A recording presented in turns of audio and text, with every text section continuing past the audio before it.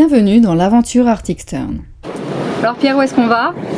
On va à Marie-Galante, Wouhou! à même le vent, on brave mers et des tempêtes. Après la semaine passée dans la jungle, nous nous dirigeons à présent vers Marie-Galante, petite île située au sud de la Guadeloupe. Grande voile pleine et génois, nous avançons à 7 nœuds.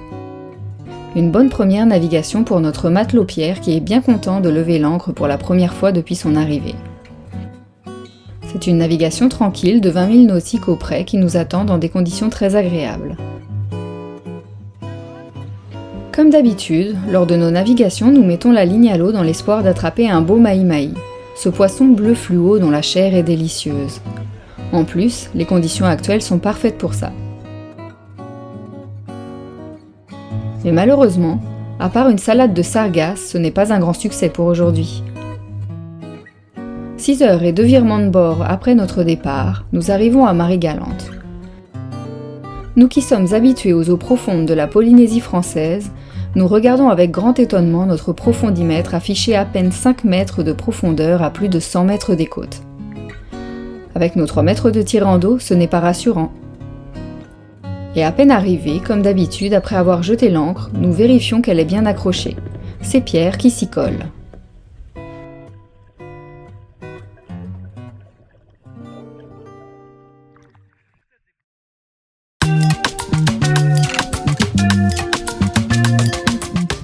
Marie-Galante est une île de forme circulaire qui fait partie de la réserve de biosphère de l'archipel guadeloupéen depuis 1992.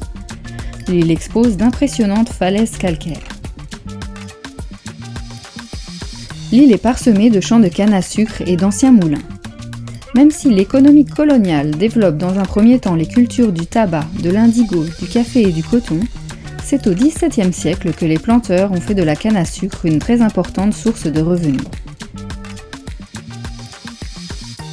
En 1818, on dénombrait un peu plus d'une centaine de moulins à vent qui permettaient de broyer la canne produite par les habitations agricoles. Le jus qui en était tiré était transformé en sucre ou en rhum. D'ailleurs, Marie-Galante est bien reconnue pour ses différentes rhumeries. Nous profitons de cette fin de journée agréable pour dire un grand merci à nos contributeurs sur Patreon qui nous soutiennent dans cette aventure. Vous aussi vous voulez contribuer et avoir accès à nos contenus en avant-première? Alors rendez-vous sur Patreon. Merci pour tout et à bientôt.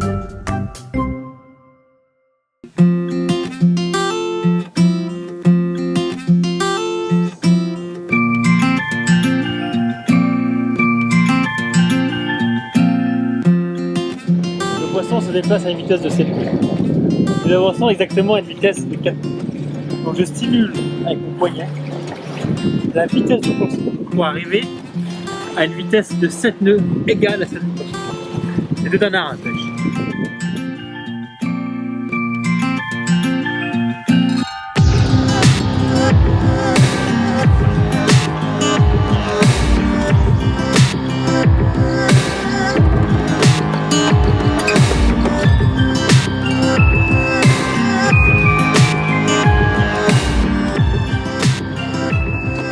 Après notre passage à Marie-Galante, les fonds de cale pleins de rhum et le sourire aux lèvres, nous accueillons maintenant la maman du capitaine venue de Barcelone, ainsi que nos amis du Québec, dont Léo, notre plus jeune équipier à bord. Nous partons de nouveau pour une courte navigation en direction des Saintes, légèrement au sud et à l'ouest de Marie-Galante. La navigation de bébé. Coucou, on va-tu avec ça? Oh, capitaine!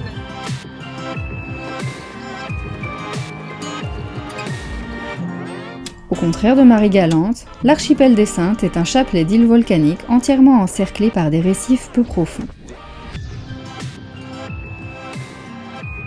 Le relief y est donc marqué et un paysage exceptionnel sur les différentes baies aux eaux turquoises peut être observé depuis les hauteurs. L'île principale s'appelle Terre-de-Haut. Sur ces hauteurs, on peut voir à quel point l'endroit est populaire parmi les voiliers, avec des centaines de bateaux au mouillage. Au cours de l'histoire, les colons essayèrent à plusieurs reprises d'établir l'agriculture dans l'archipel, mais le sol inhospitalier et l'aridité climatique de Terre-de-Haut empêchèrent l'activité de se développer. L'archipel abrite une grande diversité de poissons coralliens, et dû aux tempêtes tropicales et aux batailles historiques, les baies regorgent d'épaves. On parle même d'épaves aussi vieilles que de goélettes de la marine royale du XIXe siècle et probablement plus anciennes.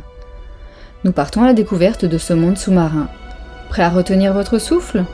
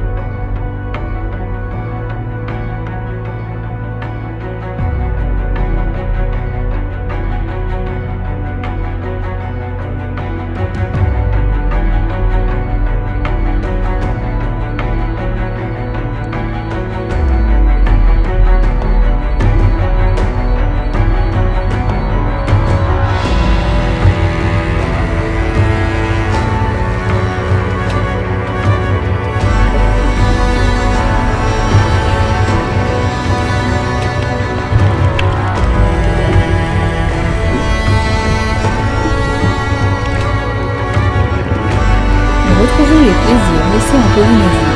La pêche sous-marine est la clé. Nous découvrons ce monde sous-marin très différent duquel nous étions habitués, avec de nouveaux types de coraux, de nouvelles espèces de poissons, les fameux lambis et même des langoustes.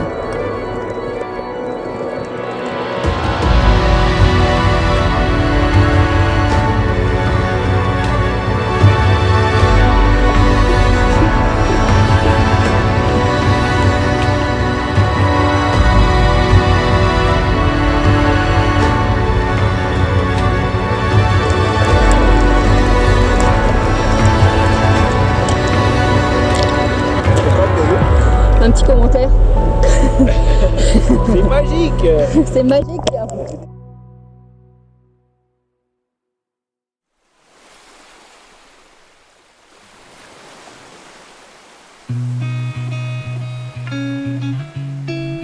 Avec nos amis, on crapahute, on visite les différentes îles des Saintes.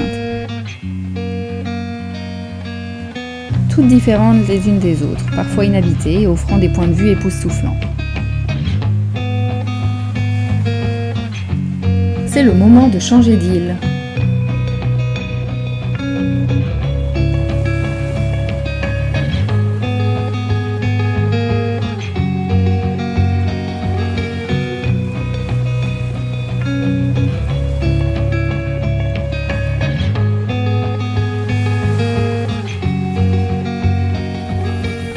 Nous arrivons à l'île de Grand Islet, du côté sud des Saintes, où nous allons être complètement seuls le temps de notre escale. Un vrai décor de Robinson Crusoe, et aujourd'hui notre mission c'est de récupérer une noix de coco.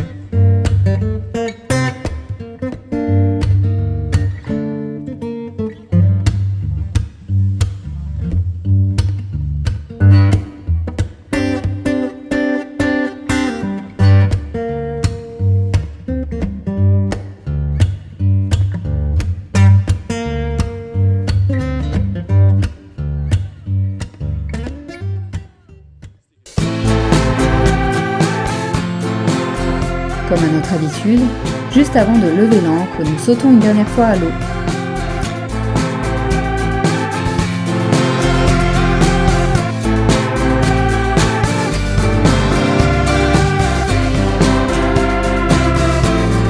Après cette belle escale paradisiaque, c'est maintenant le moment de retourner sur la grande île de la Guadeloupe. Plein de surprises nous attendent, notamment la réserve de Cousteau, reconnue mondialement pour ses fonds marins, et le surf de Port-Louis. Ne ratez pas le prochain épisode!